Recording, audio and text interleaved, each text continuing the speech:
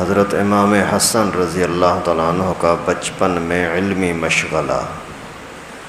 سید السادات حضرت حسن ابن علی رضی اللہ تعالیٰ عنہما کی پیدائش جمہور کے قول کے موافق رمضان سن 3 ہجری میں ہے۔ اس اعتبار سے رسول اللہ صلی اللہ علیہ وسلم کے وصال کے وقت ان کی عمر 7 سال اور کچھ مہینے ہوئی۔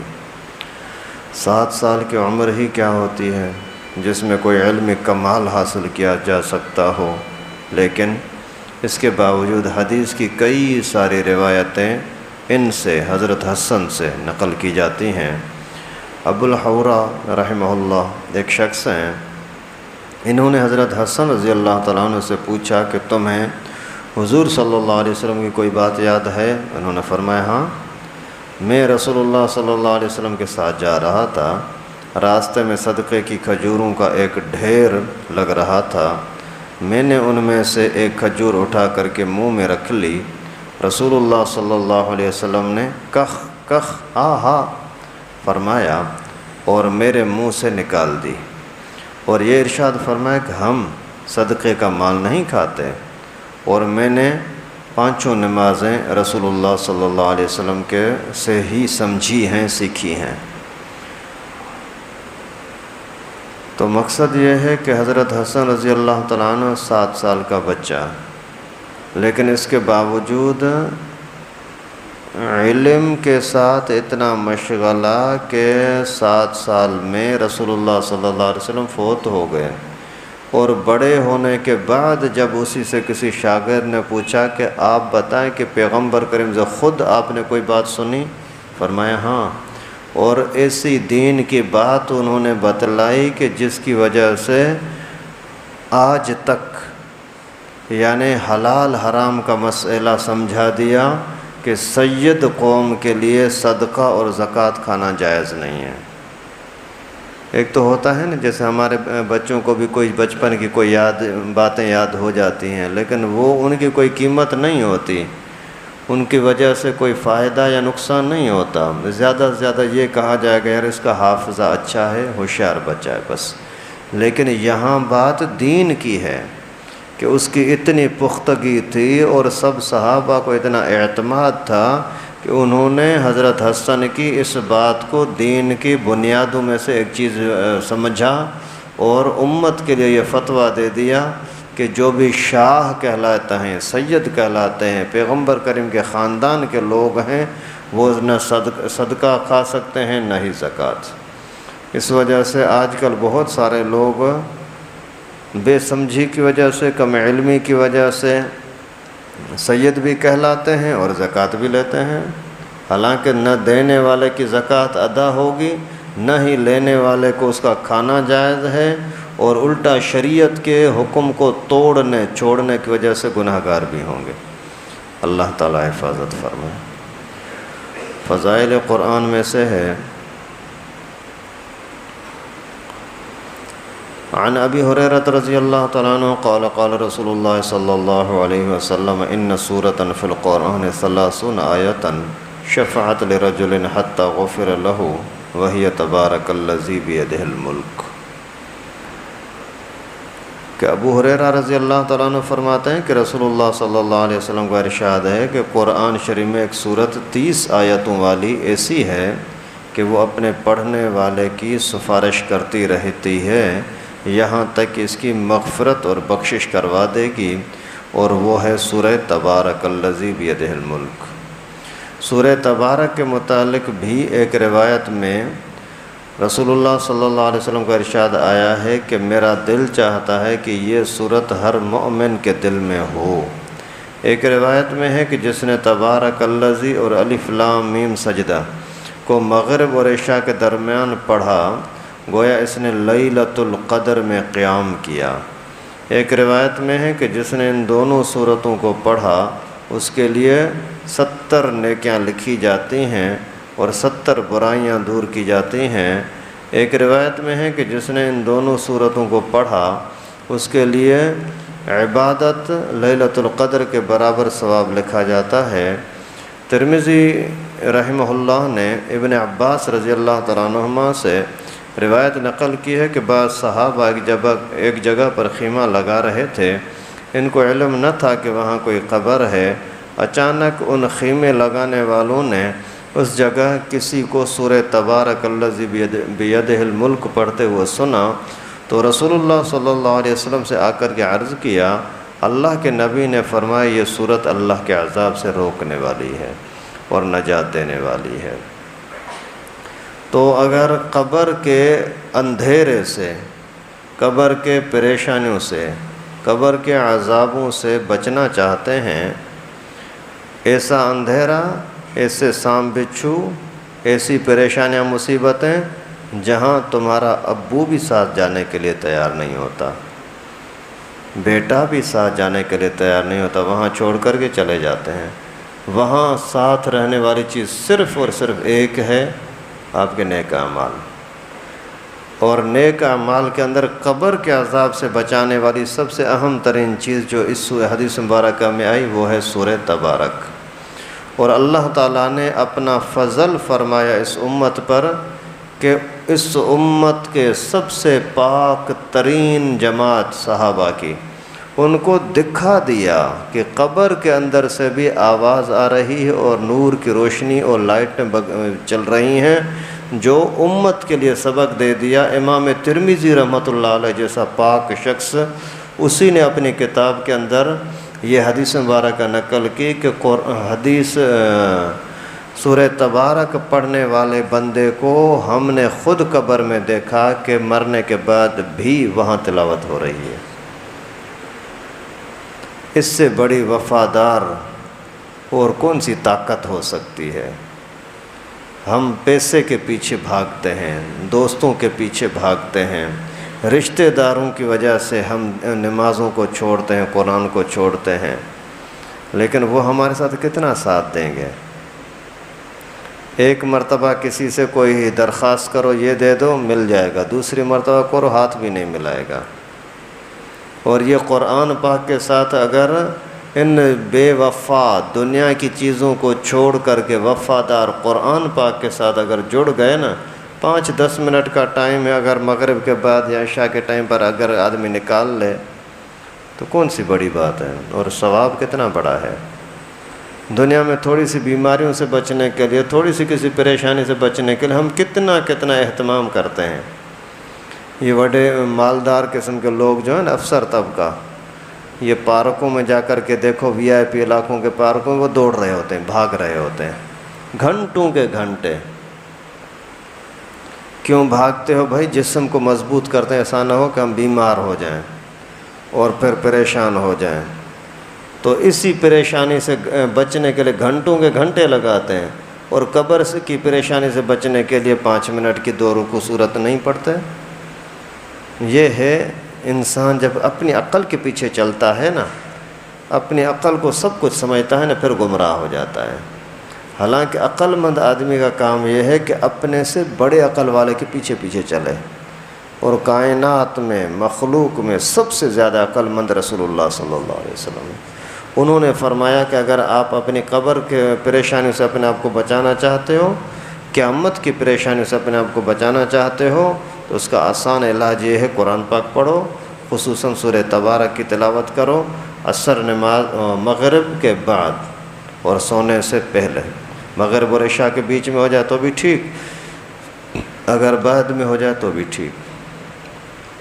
یہاں بھی کچھ ساتھی ایسے ہیں، مجھے بتایا تھا کہ وہ عشاء کی نماز کے بعد یہ جو سنتیں وغیرہ پڑھتے ہیں، ان کے اندر بھی یہ پوری سورت تلاوت کرتے ہیں۔ اللہ تعالیٰ قبول فرمائے۔ نماز میں تلاوت تو ویسے ہی کرنی نہیں ہے نا، کھڑے ہوئے ہیں، کھڑے اگر سورہ تبارک پڑھ لیں، ایک رکوع ایک رکعت میں، دوسرا رکوع دوسری رکعت میں، کون سا مشکل ہے؟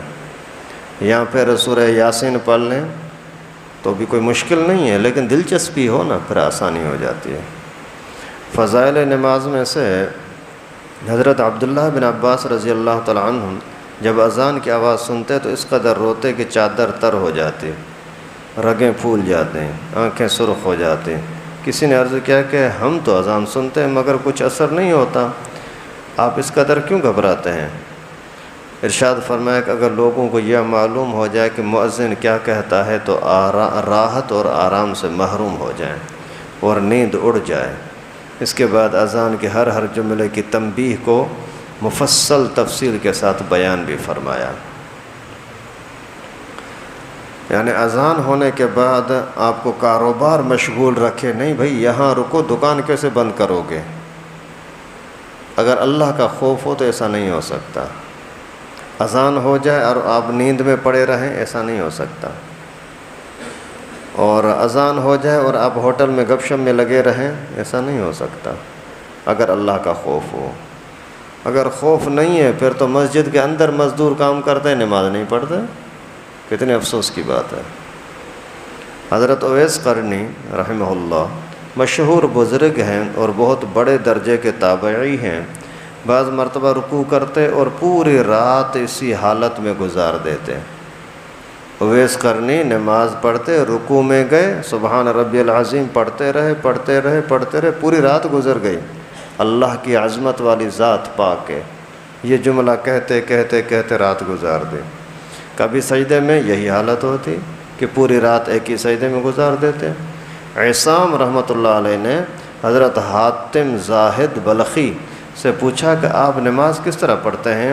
فرمایا جب نماز کا وقت آتا ہے پہلے پورے اطمینان کے ساتھ اچھی طرح سے وضو کرتا ہوں، پھر اس جگہ پہنچتا ہوں جہاں نماز پڑھنی ہوتی ہے، اور پہلے نہایت اعتماد کے ساتھ اطمینان کے ساتھ کھڑا ہوتا ہوں کہ گویا کعبۃ اللہ میرے چہرے کے سامنے ہے اور میرا پاؤں پل صراط پر کھڑا ہے، اور دائیں طرف جنت ہے، بائیں طرف دوزخ ہے، موت کا فرشتہ میرے سر پر ہے، اور میں سمجھتا ہوں کہ یہ میری آخری نماز ہے، پھر کوئی اور نماز شاید میسر نہ ہو، اور میرے دل کی یہ حالت کو اللہ ہی جانتا ہے۔ اس کے بعد بڑی عاجزی کے ساتھ اللہ اکبر کہتا ہوں، پھر معنی کو سوچ سمجھ کر کے قرآن پاک پڑھتا ہوں، تواضع کے ساتھ عاجزی کے ساتھ رکوع کرتا ہوں، عاجزی کے ساتھ سجدہ کرتا ہوں، اطمینان کے ساتھ نماز پوری کرتا ہوں، اس طرح کہ اللہ کی رحمت سے اس کے قبول ہونے کی امید رکھتا ہوں اور اپنے اعمال سے مردود ہو جانے کا خوف کرتا ہوں۔ یہ ہے اللہ تعالیٰ کے سامنے حاضری کا طریقہ، وضو ادب کے ساتھ، نماز ادب کے ساتھ، اور جیسے مسجد میں آئے تو یوں سمجھے کہ اللہ تعالیٰ کے سامنے حاضری کے لیے آیا ہوں، گپ شپ لگانے کے لیے نہیں، لوگوں کو دیکھنے کے لیے نہیں کہ کون ہے کون نہیں ہے، اللہ رب العالمین کے سامنے پیشی ہے۔ اگر کورٹ میں پیشی ہو تو یاروں دوستوں کو کوئی نہیں دیکھتا کون ہے کون نہیں ہے، اس کے ساتھ ملاقات کرنی ہے یا اس کی حاضری لینی نہیں، بھائی وہاں ہی سامنے جاتا ہے، پتہ نہیں میرے ساتھ آگے کیا ہونا ہے۔ تو جتنی اللہ تعالیٰ کے ساتھ عبادت محبت کے ساتھ کرو گے اتنا ہی انشاءاللہ اس کا اثر بھی ہوگا۔ فضائل ذکر میں سے ہے حضرت انس رضی اللہ تعالیٰ عنہ سے روایت ہے ان رسول اللہ صلی اللہ علیہ وسلم قال اذا مررتم بریاض الجنت فرتعوا قال وما ریاض الجنہ قال حلق الذکر، کہ اللہ کے نبی صلی اللہ علیہ وسلم نے فرمایا کہ جب تم جنت کے باغوں پر گزرو، جب تم جنت کے باغ سے گزرنا ہو تمہارا تو خوب چرو، بہت کھاؤ پیو۔ کسی نے عرض کیا اللہ کے رسول جنت کے باغ کیا ہیں؟ اللہ کے نبی صلی اللہ علیہ وسلم نے فرمایا ذکر کے حلقے، ذکر کی مجلسیں، اللہ اللہ کہنے والی مجلسیں، یہ جنت کے حلقے ہیں۔ فائدہ مقصود یہ ہے کہ کسی خوش قسمت کی ان مجالس ان حلقوں تک رسائی ہو جائے تو اس کو بہت زیادہ غنیمت سمجھنا چاہیے کہ اللہ تعالیٰ نے اس کو ایسی مجلس میں آنے کی توفیق بخشی اور شیطان کے دشمنی سے مقابلے سے نکل کر کے دین کے حلقے میں، ذکر کے حلقے میں، اللہ اللہ کے حلقے میں پہنچ گیا۔ تو جب وہ غنیمت آپ کو ملی تو پھر بے پرواہی نہ کرو، خوب چرو۔ اس طرف اشارہ ہے کہ جیسے جانور جب کسی سبزہ زار کسی باغ میں چرنے لگتا ہے تو معمولی سے ہٹانے سے بھی تو نہیں ہٹتا۔ اگر جانور کو اچھا کھانا مل جائے، برسیم کا گھاس مل جائے، ڈنڈے مارنے پڑتے ہیں، لاٹھیاں مارنی پڑتی ہیں بھینس کو کہ چھوڑو، لیکن چھوڑتی نہیں ہے۔ لاٹھیاں برداشت کرتی ہے لیکن چر رہی ہوتی ہے، کیونکہ ایسا مزہ پتہ نہیں بعد میں گھاس ملے نہ ملے۔ تو اللہ کے نبی صلی اللہ علیہ وسلم نے فرمایا فرتعوا، پھر تم بھی خوب چرو، مانا اس ذکر کی مجلس سے زیادہ حاصل کرو۔ اگر تمہیں کوئی فون کرتا ہے نا تو فون کی طرف توجہ نہ دو، لوگوں کی طرف توجہ نہ دو، کسی کے بلانے کی طرف توجہ نہ دو، دکانوں کی طرف اور کاموں کی طرف توجہ نہ دو۔ جیسے دکان میں بیٹھتے ہو تو مسجد کا احساس نہیں ہوتا کہ اذان کب ہوئی ہے، ہوئی نہیں ہوئی، کون ہوگا مسجد میں، یہ کوئی نہیں سوچتا۔ لیکن جب مسجد میں ہوتا ہے پھر دکان سوچ رہا ہوتا ہے، پتہ نہیں کوئی آیا ہوگا، گاہک آیا ہوگا، جلدی پہنچنا ہوگا۔ تو جب یہاں اللہ کے گھر میں آئے تو دکان کو بھولتے نہیں ہو، تو دکان پر جا کر کے اللہ کے گھر کو کیوں بھولتے ہو؟ تو وہاں زیادہ سے زیادہ چرنے کی کوشش کریں۔ تو انشاءاللہ ہم بھی اسی طرح سے اگر اللہ کے دین کے ساتھ جڑے رہیں گے، ذکر کے ساتھ جڑے رہیں گے، اللہ اللہ کرتے رہیں گے تو انشاءاللہ اس کا اثر ضرور فائدہ ہمیں ملے گا۔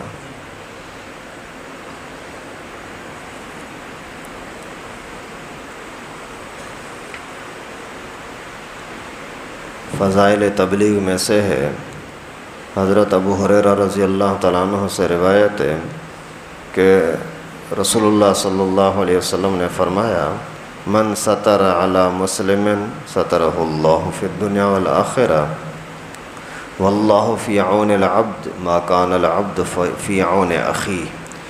جو شخص کسی مسلمان کی پردہ پوشی کرتا ہے تو اللہ تعالیٰ دنیا اور آخرت میں اس کی پردہ پوشی فرماتے ہیں، اور اللہ تعالیٰ اس بندے کی مدد فرماتے ہیں جب تک وہ اپنے بھائی کی مدد میں لگا رہتا ہے۔ ایک اور روایت میں ہے کہ من ستر عورت اخیہ ستر اللہ عورتہ یوم القیامہ ومن کشف عورت اخیہ المسلم کشف اللہ عورتہ حتی یفضحہ والعیاذ باللہ۔ کہ رسول اللہ صلی اللہ علیہ وسلم نے فرمایا جو شخص کسی مسلمان کی پردہ پوشی کرتا ہے تو اللہ تعالیٰ قیامت کے دن اس کی پردہ پوشی فرمائے گا۔ جو شخص کسی مسلمان کی پردہ دری کرتا ہے تو اللہ تعالیٰ اس کی پردہ دری فرماتے ہیں حتیٰ کہ گھر بیٹھے اس کو رسوا کر دیتے ہیں۔ اس وجہ سے یہ فضائل تبلیغ کے اندر یہ حدیثیں پیش فرمائیں۔ مقصد یہ ہے کہ آپ دین کو آگے پہنچانے کی کوشش ضرور کریں، لیکن لوگوں کے عیب ڈھونڈنے کے پیچھے نہ لگیں۔ اگر کسی کا عیب کا پتہ لگ جاتا ہے تو اس کو بھی چھپاؤ، اللہ تعالیٰ تمہارے عیب چھپائیں گے۔ کوئی دنیا کا بندہ پاک نہیں ہوتا کہ اس کے اندر عیب نہ ہو، کوئی نہ کوئی عیب ضرور ہوتے ہیں، لیکن ان عیبوں کو ظاہر نہ کر ان کو چھپاؤ تو اللہ تعالیٰ تمہارے عیبوں کو چھپائیں گے۔ لیکن اس طرح کی روایتوں کے حدیثوں کے کئی دفعہ میں نے آپ کے سامنے تشریح کی ہے۔ ذاتی عیب کسی کا ہے کہ بھائی وہ اپنے لحاظ سے نماز نہیں پڑھتا یا اس طرح کی کام کرتا ہے، تو یہ عیب کسی کو نہیں بتانے چاہیے۔ اگر اصلاح کے لیے کسی استاد کو بڑے کو بولو کہ وہ اس کو سمجھائے پھر تو ٹھیک ہے، ذاتی عیبوں کو چھپانے کا حکم ہے۔ لیکن ایسے عیب جو پھیلنے والے ہیں، دوسروں کو نقصان دینے والے ہیں، ان کو چھپانا جائز نہیں ہے۔ ایک بندہ چور ہے تو آپ لوگوں کو بتاؤ کہ یہ چور ہے تاکہ اس سے بچیں۔ ایک بندہ فتنہ مچاتا ہے تو لوگوں کو بتاؤ کہ یہ فتنہ ہے، اس سے بچو۔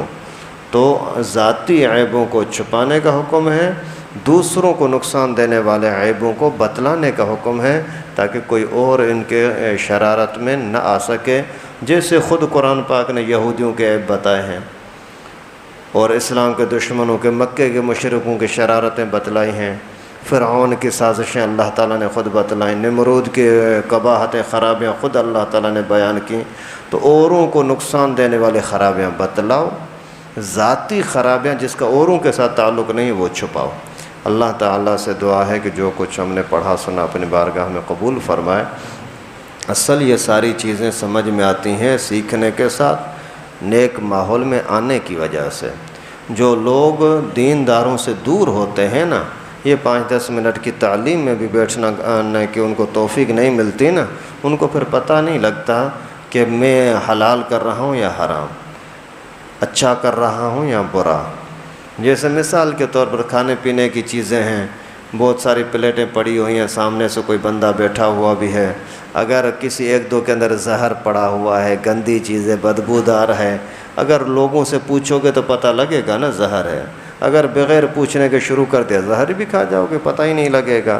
اسی طرح سے یہ دنیا کے اندر ہر طرف سے فتنے ہی فتنے ہیں، ہر چیز کے اندر فتنے، تو اگر ماحول میں جڑیں گے تو پھر پتہ لگے گا کہ یہ اچھا یہ برا۔ نیک لوگوں کے مجلس میں بیٹھنا بھی برکت، خود حدیث مبارک آپ نے سنی، اللہ کے دین کے حلقے، ذکر کے حلقے، یہ تو جنت ہے، تو جنت میں تھوڑا بہت بیٹھنے کی کوشش کریں۔ اللہ تعالی ہم سب کو عمل کرنے کی توفیق نصیب فرمائے۔ لائک کریں ہمارے چینل کو اور سبسکرائب کریں اور بیل آئیکن کو دبانا نہ بھولیں۔